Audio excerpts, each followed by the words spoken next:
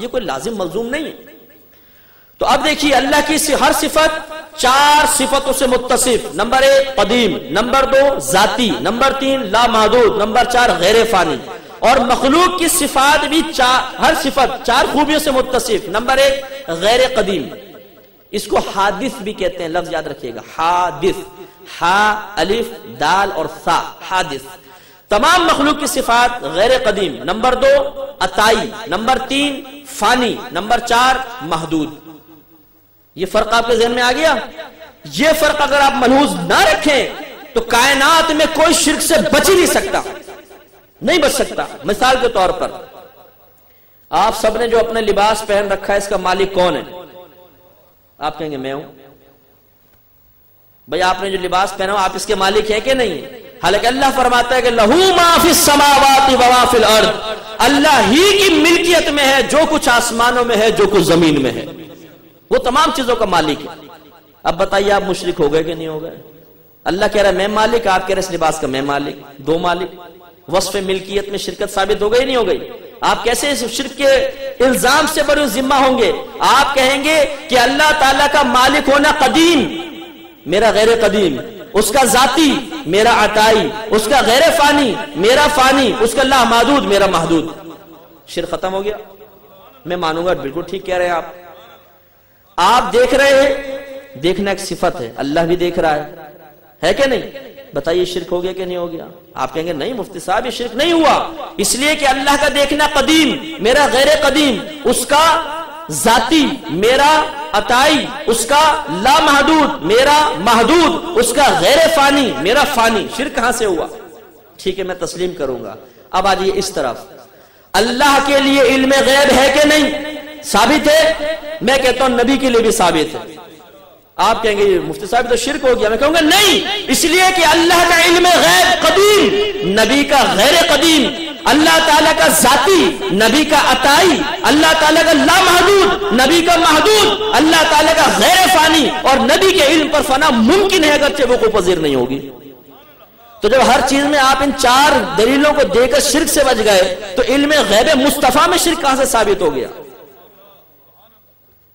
جی میلاد مصطفیٰ منانا شرک ہے. لا حول ولا قوت.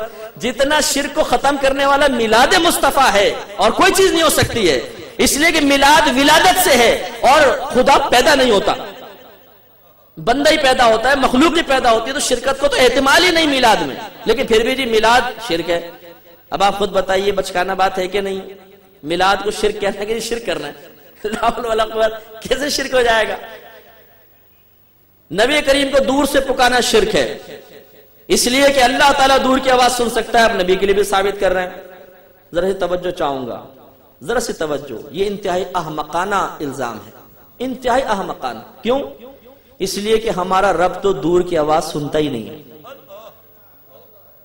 آپ کہیں گے مفتی صاحب یہ کیا کہہ رہے ہیں؟ میں بالکل صحیح کہہ رہا ہوں. پہلے اس چیز کا نام بتائیے کہ اللہ تعالیٰ جس سے دور ہے. لائیے وہ چیز میرے سامنے کہ اللہ اس سے دور ہے. بتائیے. اللہ اپنے علم اور قدرت کے اعتبار سے پوری کائنات کو محیط ہے، وہ ہماری شہرت سے زیادہ قریب ہے. اللہ تعالیٰ تو قریب کی آوازیں سنتا ہے. اگر دور کی آواز سننا کسی کا خاصہ ہو سکتا ہے تو ہمارے نبی کا خاصہ ہو سکتا ہے.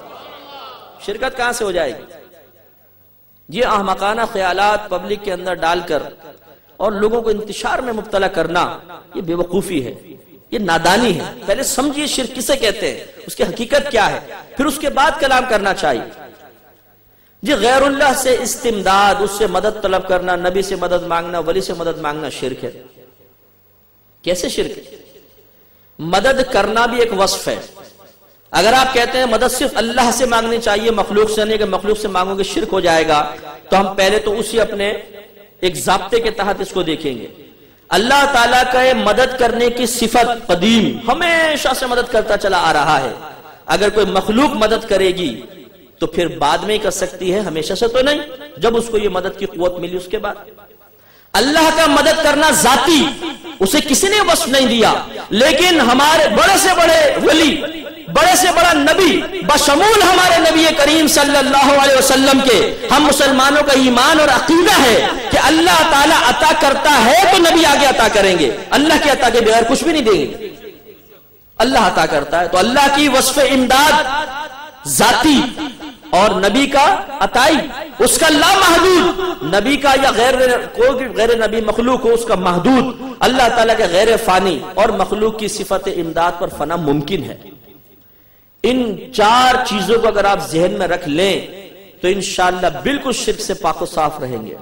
ہر چیز کا آپ اچھی طرح مشاہدہ کر سکتے ہیں، اس کا انالائز کر سکتے ہیں اور پھر آپ فیصلہ کر سکتے ہیں۔ اب آپ کہیں گے جی قرآن میں تو شروع میں کہہ دیا ایاک نعبد و ایاک نستعین، اے اللہ تعالیٰ ہم خاص تجھی تیری عبادت کرتے ہیں اور خاص تجھی سے مدد طلب کرتے ہیں۔ دیکھو وہاں تو خاص اللہ سے مدد طلب کرنے کا حکم ہے۔ میرے پیارے بھائی، کسی سے کوئی چیز، کسی چیز کو کسی کی طرف منسوب کر دینا، یہ دوسرے کی طرف منسوب کرنے کی نفی کو ثابت نہیں کرتا۔ میں مثلا کہتا ہوں میں خاص اجمل بھائی سے ہی پیسے مانگتا ہوں، تو اس کا مطلب یہ تو نہیں کہ دوسرے سے پیسے مانگنا منع ہے، مانگ تو اس سے بھی سکتا ہوں۔ تو یہ مسئلہ ہے کہ ایاک نعبد و ایاک نستعین، سابقہ قرینہ خود بتا رہا ہے اے اللہ ہم خاص تیری ہی عبادت کرتے ہیں، اس طرح عبادت نہیں کرتے جیسے مشرک کر رہے ہیں کہ اللہ کے وجود کو وہ بھی مانتے تھے۔ اللہ نے قرآن میں فرمایا ان سے پوچھو کہ تمہارا خالق کون ہے، یہ کہیں گے اللہ۔ ان سے پوچھو تمہیں رزق کون دیتا ہے، یہ کہیں گے اللہ۔ لیکن مشرک کہتے کیا تھے؟ وہ یہ کہتے تھے کہ ہم بتوں کی عبادت اس لیے کر رہے ہیں تاکہ یہ بت ہمیں اللہ کے قریب کر دیں۔ انہوں نے اللہ کے قرب کا وسیلہ بتوں کی عبادت کو قرار دیا، اللہ تعالیٰ نے ان کو مشرک قرار دے دیا۔ غلط، ایسا نہیں کرنا چاہیے۔ تو اب اگر آج کوئی شخص کسی غیر اللہ سے مدد طلب کر رہا ہے تو وہ اس کے زمرے میں نہیں آئے گا، کیونکہ ایاک نعبد و ایاک نستعین، اے اللہ ہم خاص تیری ہی عبادت کرتے ہیں، مشرکین کی طرح کسی اور کی عبادت کو تیرے قرب کا وسیلہ نہیں بناتے ہیں۔ و ایاک نستعین، اور خاص تجھی سے مدد طلب کرتے ہیں، مشرکین کی طرح نہیں کرتے کہ وہ بتوں سے مدد طلب کرتے ہیں۔ موازنہ کیجئے نا کہ جو سیاق و سباق اس کے اعتبار سے آیات کا معنی متعین ہوتے ہیں۔ لہٰذا یہاں پہ غیر اللہ سے امداد کی نفی، استمداد کی نفی نہیں ہے، مدد مانگ سکتے ہیں۔ لیکن سب سے بڑی دلیل میں آپ کو قرآن سے ہی دیتا ہوں۔ پہلے ایک بات یہ سمجھ جائیے کہ جتنے بھی عربی حروف ہوتے ہیں یہ دو طرح کے ہوتے ہیں، ان کے آخر میں کبھی کوئی تبدیلی واقع ہوتی ہے، کبھی نہیں ہوتی۔ اگر ہو تو اس کو معرب کہتے ہیں، نہ ہو تو اس کو مبنی کہتے ہیں۔ اور جتنے معرب کلمات ہوتے ہیں یہ کم از کم 3 حروف سے ضرور مرکب ہوتے ہیں، کم سے کم 3 حروف ضرور ہوتے ہیں۔ انہیں حروف اصلیہ بھی کہتے ہیں اور ان کو مادہ بھی کہا جاتا ہے۔